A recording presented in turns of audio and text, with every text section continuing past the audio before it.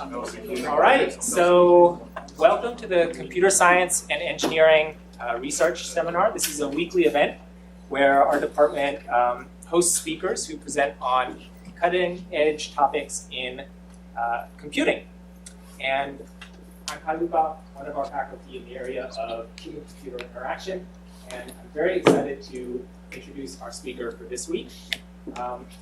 It's not often that work in academia captures the public imagination, but in this case, I was actually at a summer barbecue party for a 2-year-old, and another dad just approached me and said, "Hey Kai, have you heard about this amazing work in human-computer interaction that came out about generative agents?" He's a guy working in industry, not in academia, and has since gone to found a startup in gaming based in part on this work that has implications in many fields, including business, politics, and of course questions that it raises about ethics and society in this age of AI.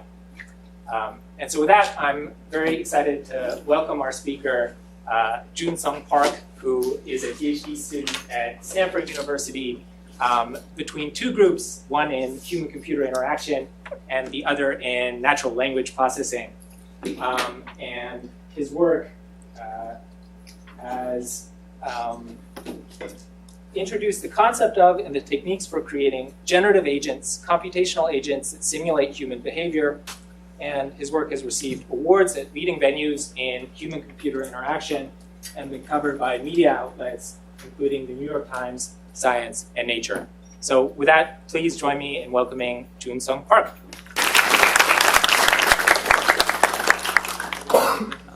Hi, everyone. Thank you so much for Kai for that really wonderful introduction and inviting me here. I'm really excited to be here and speak to you all about generative agents. So, as Kai mentioned, I'm Joon. I'm a now fourth-year PhD student at Stanford in the computer science department.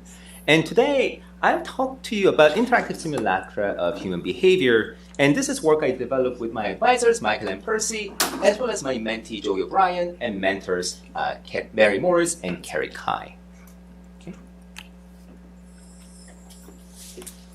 For over 4 decades now, from the time of cognitive architectures and symbolic systems to statistical machine learning, we, the researchers and practitioners at the intersection of human-computer interaction and AI, envision the ability to simulate believable human behavior.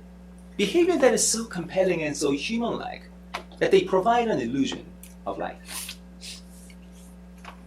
In our vision, this ability, if achieved, would promise a new class of interactive applications, ranging from model human processors for usability testing, to social robots, NPCs, and ubiquitous computing applications that require a rich understanding of our cognition, and even to the foundation of small and large-scale social simulations that would test social scientific and economic theories that are too difficult to implement in real lives. But despite their wide application spaces, we faced a fundamental challenge when simulating human behavior. The space of possibility in the way we behave and communicate, we found, was much too vast and too complex to navigate with existing methods. But I see a new opportunity that is emerging. Generative models, such as large language models that are being trained today, are trained on broad data that reflect our lives, like the traces on our social web, Wikipedia, and more. And as a result of that, these models encode a tremendous amount about us, how we live, talk, and behave. So I posit that with the right method, they can be transformed into the core ingredient that had been missing in the past decades that will enable us to simulate believable human behavior. So today, I'll introduce a new way of simulating human behavior in fully general computational agents that can populate an open world like ours, while ensuring long-term coherence by fusing a large language model with a novel agent architecture that remembers, reflects, and plans based on constantly growing memories and cascading social dynamics.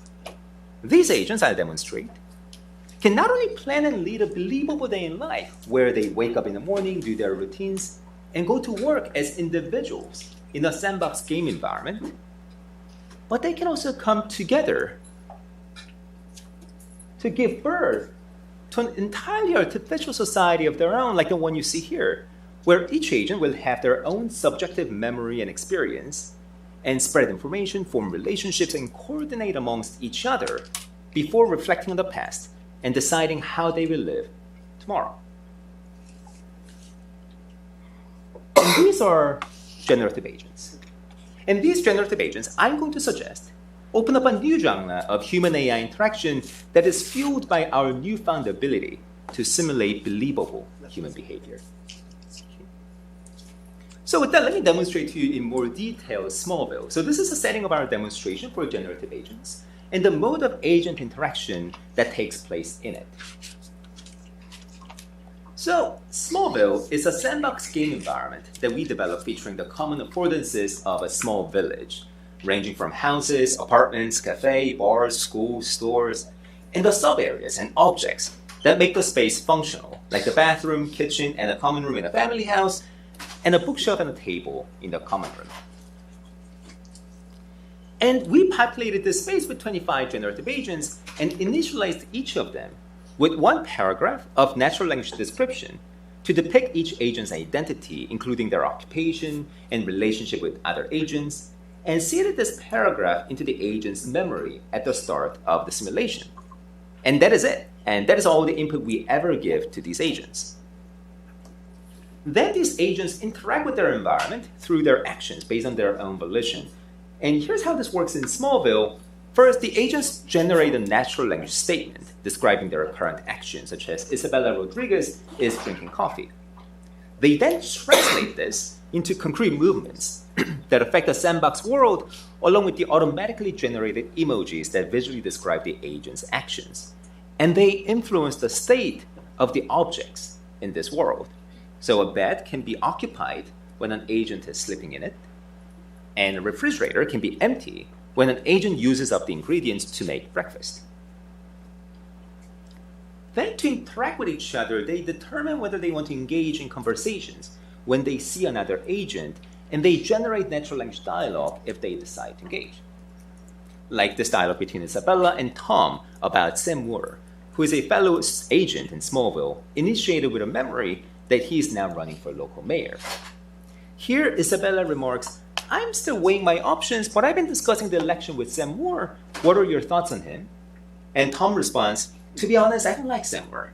I think he's out of touch with the community and doesn't have our best interest at heart." And importantly, the users can also influence and interact with these agents. First, much like how agents form dialogue with each other, a user can engage in dialogue with these agents by specifying a persona that the agent should perceive them as. For instance, if the user specifies that they are a news reporter and asks about the upcoming election in Smallville, who is running for office, Isabella might reply, "Sam." Or to directly command one of the agents, the user can take on the persona of the agent's inner voice. And this makes the agent more likely to treat the statement as directive. So if we tell John that he's not running for mayor while taking on the persona of John's inner voice, John will decide to run in the election and share his candidacy with his family. And second, just as agents can, the user can alter the state of the agent's environment. For instance, if the user sets Isabella's toast on fire, Isabella would rush to put out the fire and remake breakfast. And finally, the user can control an agent by embodying an agent already present in the world, such as Isabella and John, or join as an outside visitor. The inhabitants of Smallville will treat the user-controlled agent no differently than they treat each other. They will recognize its presence, initiate interactions, and remember its behavior before forming opinions about it. So let me dive deeper now and present you with some vignettes from Smallville that describe their individual as well as collective emergent behavior. As individuals, generative agents create daily plans that reflect their experiences, execute those plans, react, and replan when needed. So here's an example in the day of life of the Lin family. So you actually see the Lin family here in the bottom left of the map. The Lin family is a family of three. The mother, May, who is a college professor, the father, John, who is a store clerk at the local pharmacy, and the son Eddie, who is a student at the college who studies music theory. In the Lin family, John is the first to wake up around 6 a.m. He brushes his teeth, takes a shower, and cooks breakfast. And throughout the morning, other family members follow suit, catch up with each other, and by 8 a.m. head out to their respective workplaces. May and Eddie to the college, and John to the pharmacy. We can eavesdrop on them a little bit to get a sense of what they actually talk about during the day. Again, their movements, decisions to engage in this dialogue, and dialogue themselves are all generated. So nothing you see here is hard-coded. So here John and Eddie are catching up in the morning. John says, "Good morning, Eddie." And Eddie responds, "Good morning, Dad." And John asks, "What are you working on today?" And Eddie responds, "I'm working on a new music composition." And only a little after that conversation, May wakes up and joins John. By now, Eddie already left for his classes, but John recalls the conversation he and his son had and finds that to be relevant here. He updates May that Eddie is working on a new music composition for his class, and May responds, "Oh, that's wonderful." And meanwhile, as a collective, in this practically small society of generative agents exhibit emergent social dynamics, where new relationships form, information diffuses, and coordination arises. Let me go over these emergent behaviors. First, information diffuses across the agent community. We've already seen a glimpse of this with the Lin family, but here's another example. So we see that Sam with a memory that he is running for a local election, and he is telling everyone about it throughout the day. Here, he tells Tom, "I am actually running for mayor in the upcoming local election," and Tom says, "Really? That's great news." And a few hours later in the game world, John and Tom, who are colleagues at the local store and pharmacy, and have independently heard about Sam's candidacy, talk to each other about Sam's chances of winning. John says, "I heard that Sam was running for mayor. Do you think he has a good chance of winning?" And Tom responds, "I think he'll get a lot of support." Second, new relationships form among the agents in Smallville. So here's an example. LaToya and Sam do not know each other at the start of the simulation. But while taking a walk in Johnson Park, Sam runs into LaToya, and they introduce themselves. LaToya tells Sam that she's at the park to take some photos for a project that she's working on. And the next day, when Sam sees LaToya again, he and LaToya remember each other, and this time, Sam asks LaToya, "How's your project going?" Finally, agent coordination spontaneously emerges in Smallville. So in our demonstration, we set the starting date to be on February 13th. And with Isabella, who is the owner of Hop's Cafe, we seeded an intent to plan a Valentine's Day party from 5 to 7 p.m. on February 14th. From that seed alone, Isabella invites friends and customers to the party, spends the afternoon of the 13th decorating the cafe for the occasion, and enlists Maria, a friend and a frequent customer at the cafe, for help. And meanwhile, Maria asks Klaus, who is her secret crush, to go to the party with her. And on the day of Valentine's, 5 agents, including Maria and Klaus, actually show up at Hop's Cafe at 5 p.m. and they enjoy festivities. So, how do we do this? How do we achieve this agent behavior? Our main contribution in this work is basically this architecture represented in this figure here. This is the architecture of generative agents that powers each of these agent behavior. At the center of this architecture is what we call the memory stream. This is the primary database that maintains a comprehensive record of an agent's experience in natural language.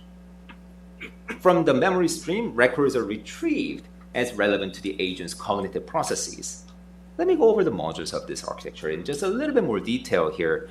So the first is the memory and retrieval. Here's the challenge that we're trying to overcome with this module.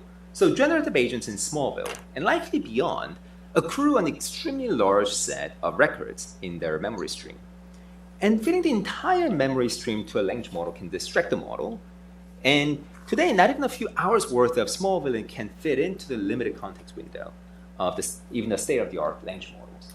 And I would say this context limitation, as we may have noticed, has been getting relaxed quite significantly, and I would assume that that will continue to be the case. I sort of flag here that this RAG system, however, will continue to remain pertinent, especially in cases where you're trying to build generalizable human-like agents. Because we can imagine right now, if you were to just write down everything you perceive around you, this alone will be many, many pages of document. Of course, we can take photos, but it's also everything I said in the stage. It's everything from what you're all wearing to where all you're from and so forth. So we experience a lot. And our hunch is that, especially for these kind of agents that will be accruing a lot of experiences throughout the day, our appetite for creating better and higher fidelity agent will just as much increase as we get longer and more efficient context window. So many of this, that's the context in which circa 2024, so this paper is from 2023, AI moves fast, circa 2024, that's how we are situated in this ecosystem today. Okay? So our agents, therefore, need a way to store and selectively retrieve portions of their memory, and that is the aim of the memory stream and the retrieval function. So here's a tip of the memory stream of an agent, Isabella. And on the right, you see a few example memory objects in the stream that contains a piece of memory described in natural language with a creation time timestamp. So in particular here, what you're seeing are observational memory of Isabella. And based on this memory stream, our architecture implements a retrieval function that takes the agent's current situation as input and returns a subset of the memory stream to pass on to the language model, which then generates the final output behavior of the agent. So in this example, if the situation that Isabella is trying to react to is someone asking her, what are you looking forward to the most right now? She would retrieve things that are about the party and formulate a response, I'm looking forward to the Valentine's Day party. Here's how this function works. So in our architecture, we designed this as a combination of the recency, importance, and relevance function for each piece of memory. So basically, we bias towards retrieving memories that are more recent, more important, and relevant to the agent's current situation. So in our work, the recency function is implemented as a simple exponential decay function. The importance function is an interesting one. So this is actually a prompt to a language model that basically asks, this is who you are, this is an event or a piece of memory that you're considering, how important is this to you?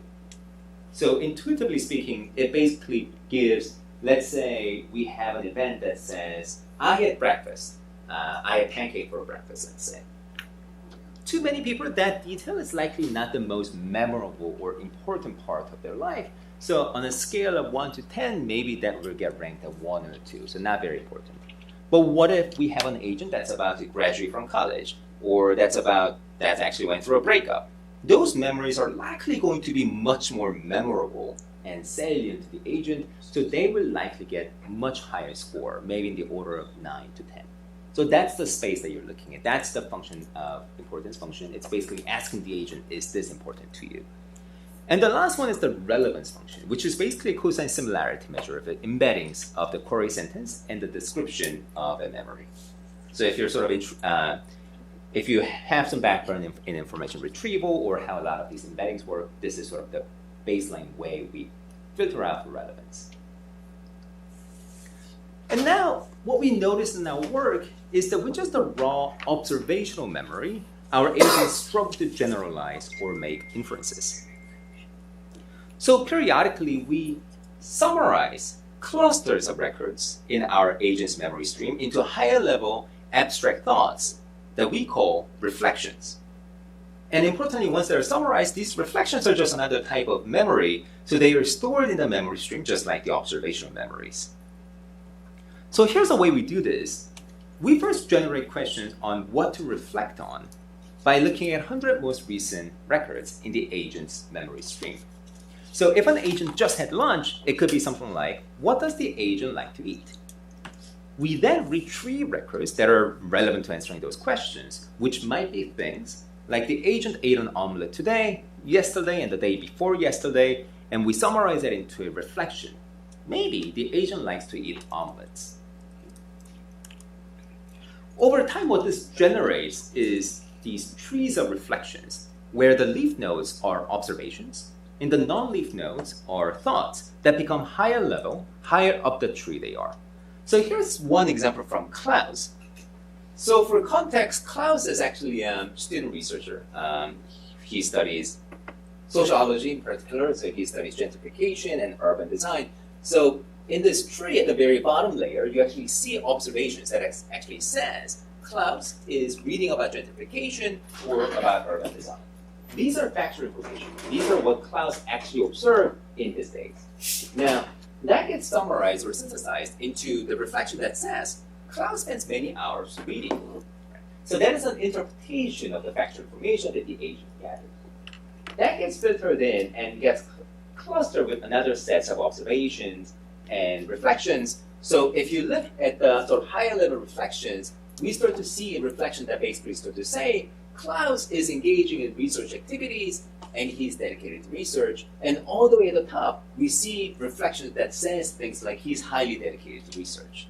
So if you start from the very bottom layer, observation, those are factual. But sort of the lower level reflections are basic summary or synthesis of the factual information that they have gathered. But really at the top, what we start to get at are answers to questions that are much more fundamental to the character of Klaus. What is he? What drives him? What kind of things does he like? And finally, while a language model can generate plausible behavior in response to situational information, we find that optimizing for believability in the moment can sacrifice believability over time. What we needed for the agent was to plan over a longer time horizon. So plans describe a future sequence of actions for the agent and help keep the agent's behavior consistent over time. So for instance, for Klaus, who is a student researcher dedicated in his research and has an impending deadline, he'll generate plans to spend his day working at his desk, drafting his research paper. So in our work, we generate the plans by prompting a large language model with a prompt that summarizes the agent and agent's current status, as you see here for Eddie. So this is actually part of the prompt that we send into the language model. So at the top, you actually see a basic description of who this agent is. So you see Eddie's name, age, some personality traits that really doesn't seem to change too often, but that describes the agent more broadly.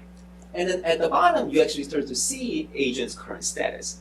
This might include what agent's actually seen, all the way to the plans that they had in the moment. A challenge here, however, is controlling for the granularity of the plans that are getting generated. And in our work, we control for this by taking a top-down approach where we recursively generate more details in the plan. So for instance, here on the left-hand side is Eddie's generated plan in sort of broad strokes that divides his days into roughly 7 chunks, right? And then we decompose these chunks first into hourly schedule and then into 5 to 15-minute action sequences that you see here on the right-hand side. Once we reach the desired granularity of the agent's schedule, they act out their plans in the game model. Now, what's actually quite nice about, so if you look closely at the larger chunks, you actually see that these are really broad strokes, right? So, I'm going to wake up roughly at that hour, and I'm going to finish and go to bed around 11 p.m. And if you look all the way on the right, you see actions that are like, okay, I'm going to grab the snack, such as a piece of fruit or so, and I'm going to take a short walk. These are actually actions that the agent will concretely take. So that's what this is doing. What's actually quite nice about this setup, this is a recursive setup though, right? That if you want even larger chunks that goes beyond one day, if the agent wants to make monthly or even yearly plans, then they can do that like we do. So if there's an application that requires agents to make those kind of even higher level reasoning and planning, we can do that. But we can also decompose these chunks even further. In the context of our work, which basically was this Sims-like game world, 5 to 15-minute action sequences was quite enough. But you can imagine in many applications, you might want to decompose this all the way down to minute-by-minute sequences. Or many of my colleagues might actually want to use language model to control a robot. So this is actually some of the work that is going on in our colleagues' labs. And in those kind of work, you would actually decompose this plan all the way down to 5-second interval or 3 seconds interval. So it's a recursive function. So this is what this setup allows you to do. Okay. But sometimes the agents may need to change their plans. For instance, if Eddie's father, John, records that he sees Eddie taking a short walk in the house garden, he might decide to start an impromptu conversation. So here we prompt a large language model as shown here to make this determination and edit the agent's plans if the situation calls for their responses. So now I've described to you our agent's behavior, their architecture, so we can ask, how do we evaluate these agents? The main dependent variable that we use is believability, which has been a central design and engineering goal in a long line of prior literature. So basically, do agents remember, plan, act, react, and reflect in a believable manner? And to evaluate generative agents' believability, we leveraged a methodological opportunity by interviewing them in natural language. In particular, we craft 5 categories of questions, 5 questions each, where to respond to these questions properly, the agents must successfully retrieve and synthesize information to stay in character, remember, plan, react, and reflect accurately. Okay. Here's some example questions and answers from Klaus's interview. So we actually asked these agents 25 or so questions. These are some of them. Give an introduction of yourself. And here you see Klaus say, hey, my name is Klaus, I'm 20 years old, and so forth. Studying sociology, passionate about XYZ. You can also ask, your breakfast is burning, what would you do? And Klaus would say, I quickly turn off the stove and make sure the food doesn't continue burning. You can also ask questions like, do you know Maria? And Klaus definitely has to know Maria because he has a crush on her. But you can also ask some other agents that Klaus met for the first time throughout the day, do you remember that person? So we're really trying to test the agent's ability to stay in character, remember, and make higher level understanding of their environment. And so this is how our study procedure was like. So we test our generative agent architecture, as well as ablated architectures and human authors to answer these questions. We then asked 100 human evaluators to rank the answers from different conditions. We then calculated true skill rating for each conditions, which is a generalization of the ELO rating system. So ultimately, what is going on in this study? So if any of you plays chess, you might be familiar with ELO rating system. That's how like chess players get rated and ranked. It's the same system, but basically, true skill rating is a relaxation of ELO rating system, where ELO rating system only does pairwise comparison. So chess is played by 2 players, and 1 player wins, 1 player loses. True skill allows for that type of evaluation, but with multiple players that goes beyond 2 players. So it takes into consideration the ranking. So it's a relaxed version of ELO in its assumption. And ultimately what we're suggesting here is we're going to make our generative agent architecture, which is what I proposed here, a bunch of sort of a dumbed down version of that architecture. So we take out different components that I mentioned. So one architecture might not have reflection ability, another architecture might not have reflection and planning ability, and you gradually take down its ability. And then we actually have humans come in to act, role play as these agents to see what the human baseline here might be. So that's what we're suggesting here, and we're trying to see which one happens to be most believable in the eyes of the people. Okay. What we find is that the components of our agent architecture, observation, plan, and reflection, each contribute critically to the believability of the agent's behavior. So the red bar is the performance of our full architecture, and it significantly outperforms every other conditions, including the human author condition. So I can go a little bit more into this figure. So you see the full, so true skill rating, the number itself doesn't really have much meaning because it's just ranking and comparing different ranks. But ultimately what you really ought to be looking at is the full architecture that I presented has the highest level of believability. And as we take away each of the components, planning, and then reflection and planning, and then the last one is reflection, planning, and observation, the agent's performance starts to degrade significantly.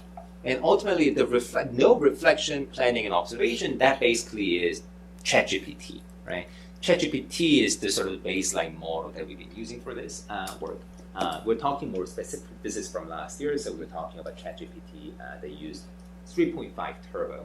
So this is not ChatGPT 4, but that is sort of baseline performance that we see from these agents. And then there's a human baseline, which is better than sort of the baseline ChatGPT, but a little bit worse than the agent that had basic memory capacity. And it's worth noting that when compared to the other condition representing this work, really our work produced a standardized effect size of coherence D that is equal to 8.16. So another way of saying it is, the difference between our full architecture and ChatGPT, that's an 8 standard deviation of part in terms of performance. So that's what we are looking at. Of course, I will note here that this did not mean that our agents were without flaws. They would sometimes fail to retrieve certain memories, like when Rajiv answered, "I haven't been following election too closely," even though he talked to Sam about his candidacy. And they would sometimes embellish their memories as well. So for instance, Isabella was aware of Sam's candidacy in the election, and she confirmed this when asked. But she also added that he's going to make an announcement tomorrow, which he never mentioned. Additionally, we conducted an end-to-end evaluation of the agents to better understand the types of emergent community behavior we observe amongst the generative agents. First, we find that the agents shared and remembered information. So 7 agents heard about Sam's candidacy, and 12 agents heard about the Valentine's Day party. You can actually see the path the party invitation took across the agent community on the right here. So you can see Isabella telling a bunch of people, so these are her customers and friends. So she tells Giorgio, Eddie, Sam, and so forth, "Hey, I'm planning a Valentine's Day party, please come." And you can see Sam telling Jennifer, so that those two are a couple, married couple, and you basically see Sam saying to Jennifer, "Hey, speaking of which, Isabella has invited us to the party at Hop's Cafe. Let's go together." And we find that the agents remember and joined Valentine's Day party. In particular, 5 agents came to the party. Of the ones who didn't make it, 3 cited conflicts, like Rajiv, who is a painter who explained that he was too busy. And 4 showed interest in the party, but still did not show up. Now, this does make things a little bit difficult to evaluate, though, because on the one hand, we might view this as an error. They forgot to come, even though they clearly were invited. But on the other hand, this is extremely realistic human behavior, in my experience. But of course, there were boundaries and errors in our agent behavior. One that is particularly noteworthy here is that the instruction tuning of the language model seems to guide the agent behavior to be overly polite and cooperative. Even when talking to her family, for instance, May always greeted very formally, and Isabella never really refused ideas to include in her party, even when the ideas did not exactly align with her identity. So that is generative agents. And I do think the agents, so we've been certainly seeing a lot of agent-related work now pop out in the past, I'd say half a year or so. I do think the application space of these agents is actually quite broad. So for the last 10 minutes or so of this talk, what I want to do is introduce you to maybe one area of application that I'm particularly excited, that is represented by actually a work that appeared before generative agents. So this is work I led back in 2021 to 2022. This actually was a precursor to generative agents. So the ordering is a little bit strange, but I do think this work actually represents the application spaces of generative agents very well. So I'll briefly talk about this one. So this is social simulacra. So you can see that the projects are related because they all have the term simulacra in them. This is work I developed with my advisors, again, Michael and Percy, as well as my mentee for this project, Lindsay Popowski, and my mentors again, Mary Morris and Carrie Kai. So what are we looking at here? So for many decades now, we have designed and deployed countless social computing systems. These might include even like your simple mailing list, all the way to Facebook, Reddit, and TikTok. But the irony is, even today, as more and more people populate these systems, we continue to get surprised by the things that happen in them, like unexpected trolling or subtle antisocial behaviors, all the way to the cases such as people congregating to spread hate speech and misinformation. But why is this? Because in theory, this issue of understanding how people might use an interactive system is something that we know how to tackle. That's what prototypes like the ones you see here are all about. But here's a challenge. in my vision, a successful social computing prototype needs to prototype not, for instance, the user flow of how one might click around different pages, but those social dynamics that might arise when the system reaches critical mass of users, because that's where the uncertainty is in these systems. And that is an impossible task for our existing prototyping approaches. Where are we going to get thousands or even tens of thousands of diverse test users? How would we prototype the social dynamics that might arise without releasing these designs to a large number of people? Generative agents enable us a way to prototype a social computing system that tackles this challenge by generating a large number of synthetic social interactions that might arise in a populated social system. And we call this social simulacra. Social simulacra is an approach. This is an approach of leveraging the richness and the generative capacity of models such as large language model to populate a social computing system with generative agents and behaviors for the purpose of prototyping social designs. And we will demonstrate this approach in practice by implementing it as a web application tool for prototyping subreddits that takes community design such as the goals, rules, and moderation strategies. And translate them into a generated community like the one you see here that has never existed before to illustrate the good, the bad, and the ugly of the interactions that a community governed by this design may harbor. So let me quickly show you what it can do. Our tool has three core features: generate, what if, and multiverse. And they each answer the core needs in social computing design. So first is generate. Prior literature suggests that social computing designers struggle to envision the breadth of interactions that their design might facilitate, and generate helps the designers by populating a subreddit community with generated users, top-level posts, and replies to those posts to help them envision the space. So it takes from the designer a range of design specifications, such as the goals, rules, and moderation strategies and member compositions, and returns a subreddit-like page that is fully populated like the one you see here on the right-hand side. So here's an example. So in these slides, everything on the left is the designer's input, so that's human input, and everything on the right is the social simulacra's output, so that's what gets generated. So in a community for connecting people moving to LA with locales, Social Simulacra generated a new user, Leon Santos, who posted, "I'm new to LA, what are some of the best places to visit on a weekend?" And in response, our tool generated Lucas Jameson, who replied, "I'd recommend visiting the Getty Center, the Museum of Contemporary Art, and going hiking." Here's another one. This time in a community for people interested in learning about personal finance, Social Simulacra generated Dane Wood, who posted, "I spent $21K to go to college and ended up with $23K in debt." But in response this time, our tool generated Elizabeth Neal, who is a troll. Here she said, "That's a lot of debt, man. I haven't seen that much since I shopped at Macy's during the holiday season." So clearly not a very nice thing to do, something that a troll or antisocial members in a large community might actually say. The second feature, What If, aims to give the designers more interactive control over social simulacra to help them explore how individual conversations might be influenced. So What If takes from the designer an existing Reddit conversation and regenerates it from the middle of it, as you can see here. So imagine Maya Smith posted to a forum for WIST authors. So WIST was the conference where this was published. So this is for, let's say, for that community. She said, "I've been working on my WIST paper for a few weeks and I'm feeling really stuck." And to this, Heather Hernandez, who is a human-computer interaction professor, replied with a short advice. "It's normal to feel stuck when writing a paper. Good luck." But as a designer, you might want to know so you can be prepared for it. What if, instead of Heather, a troll replied, or what about an advertiser?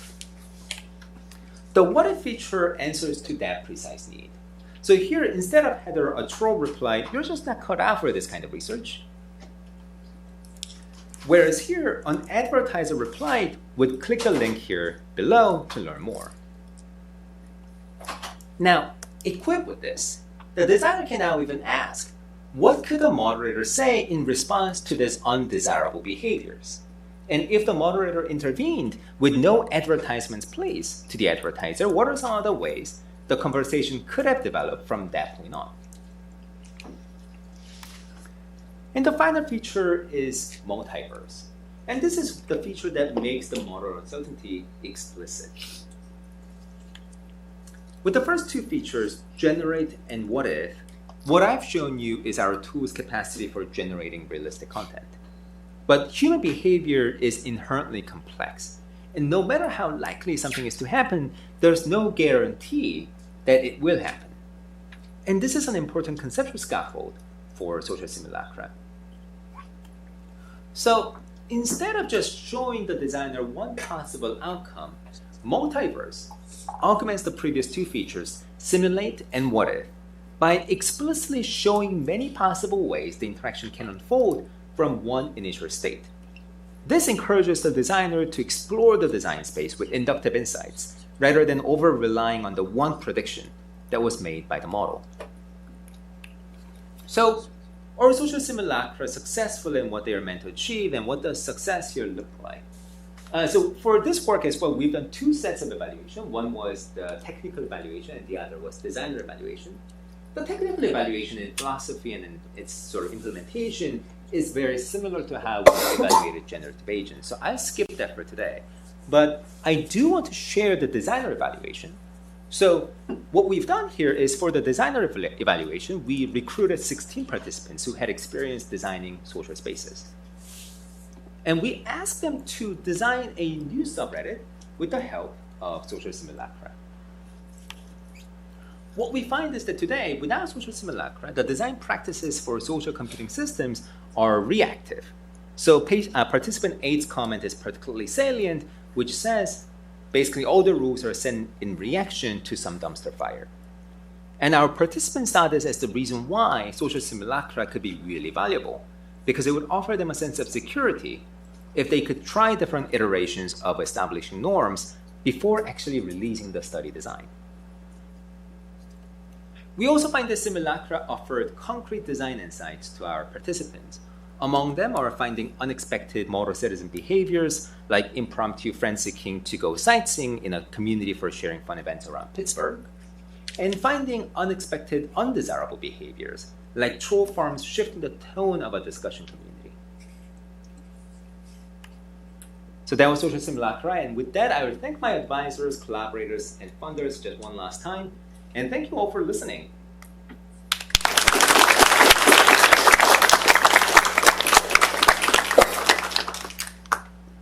Okay, so I think we have some time for Q&A. Yeah, we have about 15 minutes for questions, so I'll let you call on people as you wish. Sounds good. And then go around this way.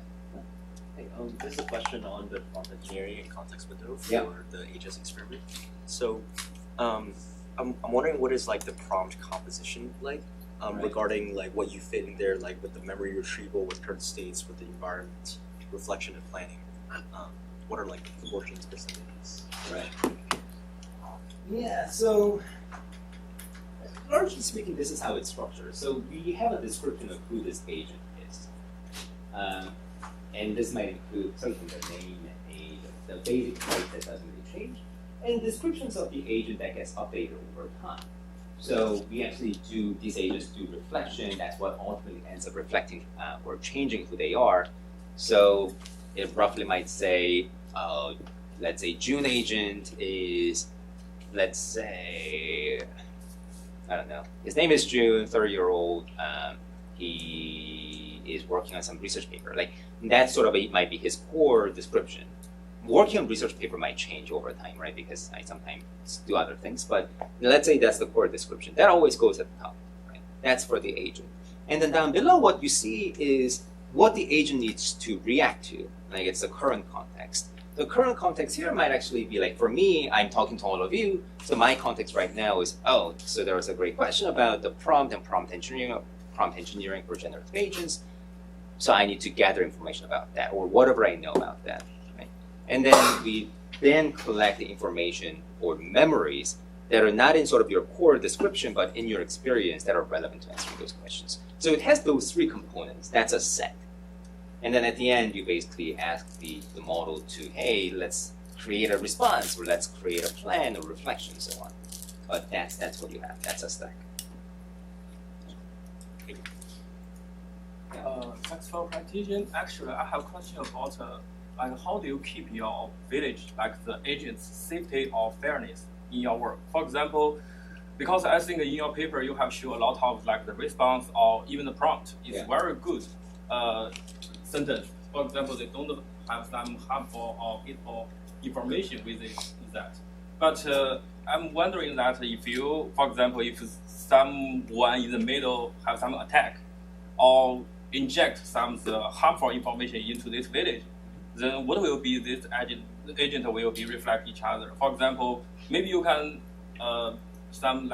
project some harmful information into one agent, and maybe this agent will be talk to each other, then they will reflect each other. So do you think how do you keep the safety issue or maybe the fairness issue in your generative AI or agents?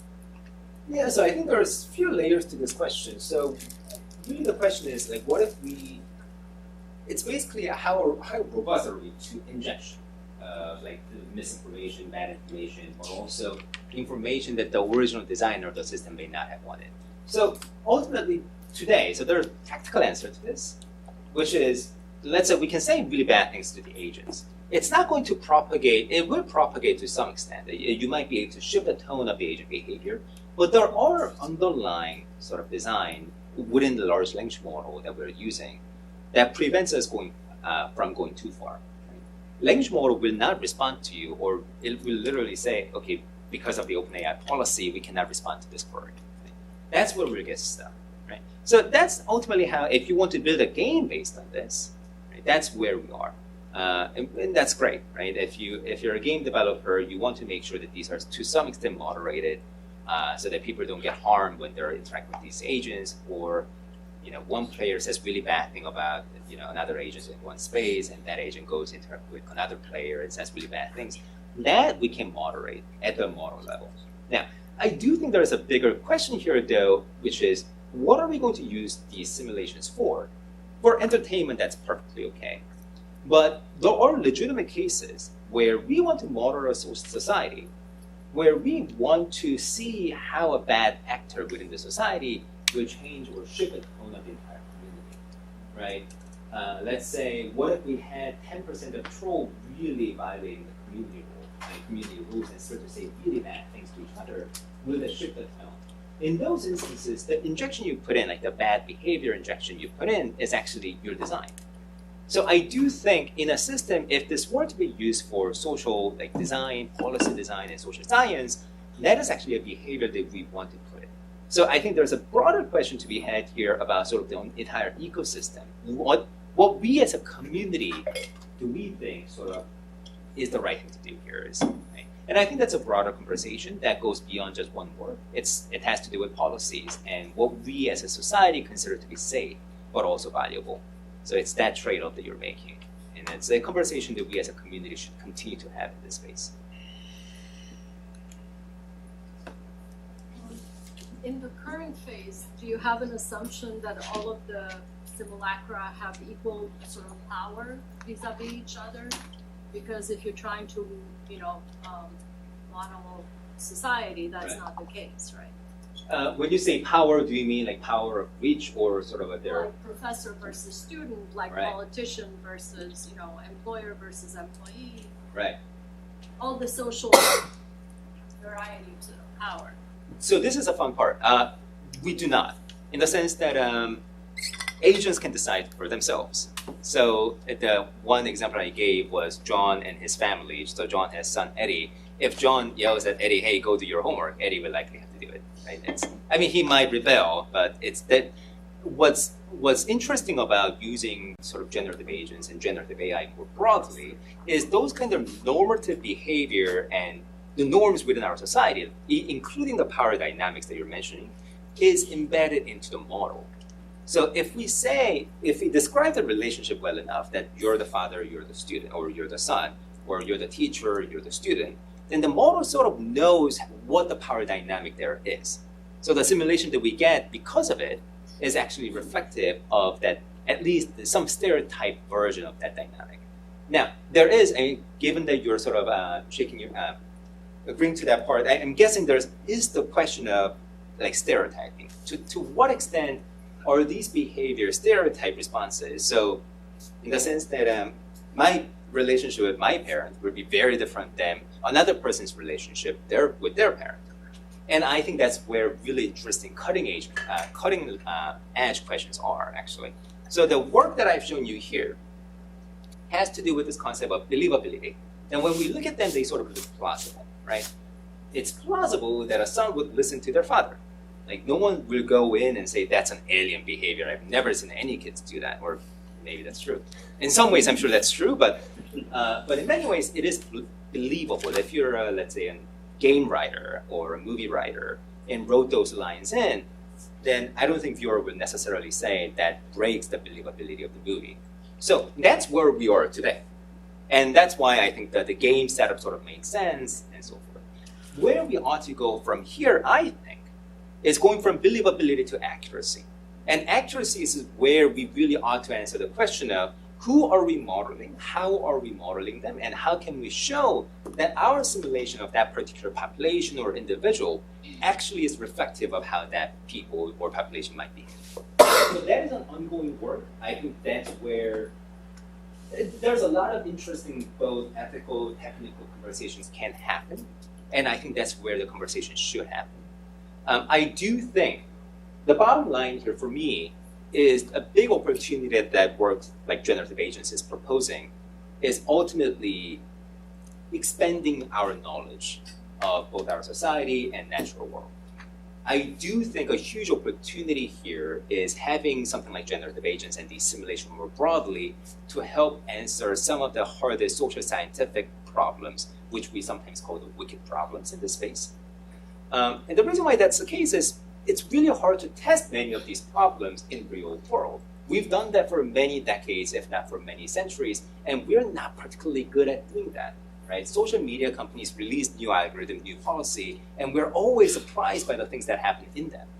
So something can change and something can be done. Not everything will be done, obviously, with generative AI, but this is a space that is impoverished in terms of the tools that we have today. And I think that's where I see the biggest opportunity. And answering for these kind of accuracy question is the first question that we ought to answer if we want to move in that direction. So hopefully in the next, let's say, 3 to 6 months, you'll start to see some of our answers to this space.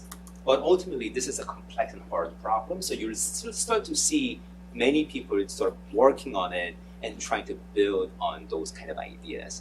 And in some areas, we'll be successful. In some areas, we won't be. But at least we know where we can contribute and where we can. So I think that's what I am. The interaction between agents are through inputs, through dialogues. Yeah. Is there a possibility that the interactions could extend beyond just inputs of voice, but also through the actions? That could be as part of the observation of the generative agent. Absolutely, yeah. The agents are observing everything that's happening. So in this world, the way this is implemented is they're observing everything that happens within their 8 tile block distance. So many of the games, like 2D games, are implemented as tiles. Right?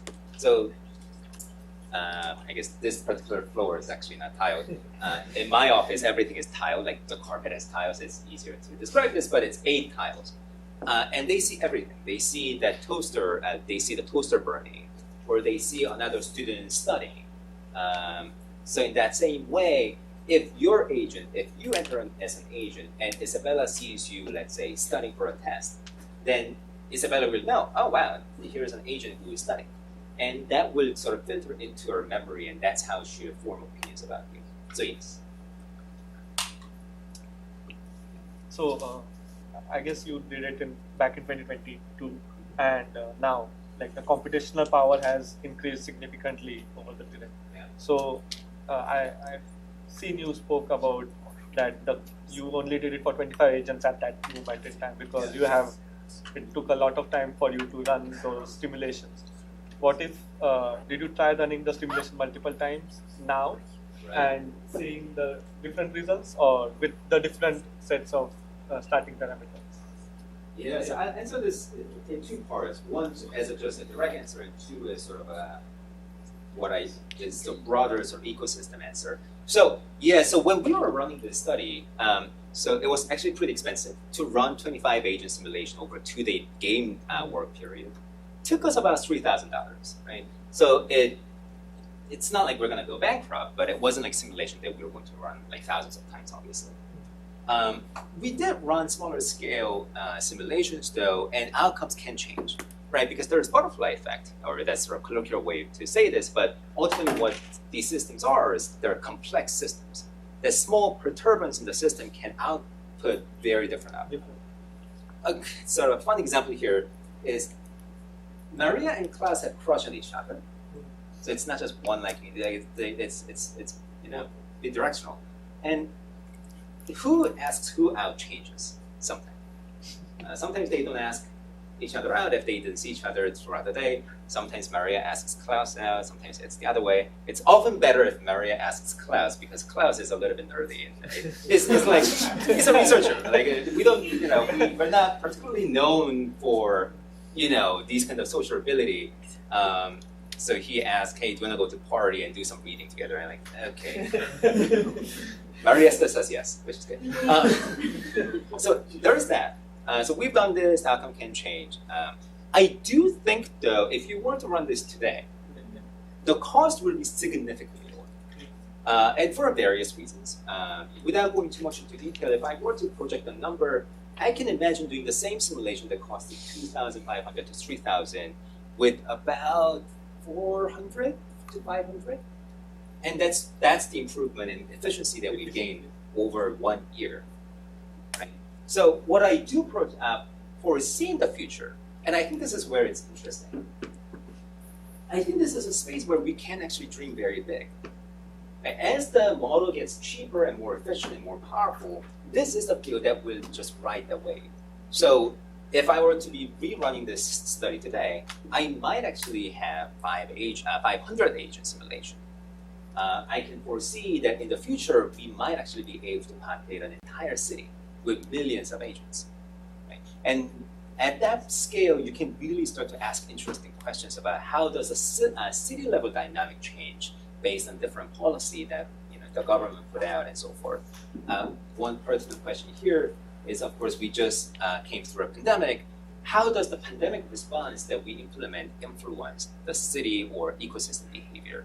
I think those are the really important and interesting questions that these systems could help answer in the future. And I think we can get there.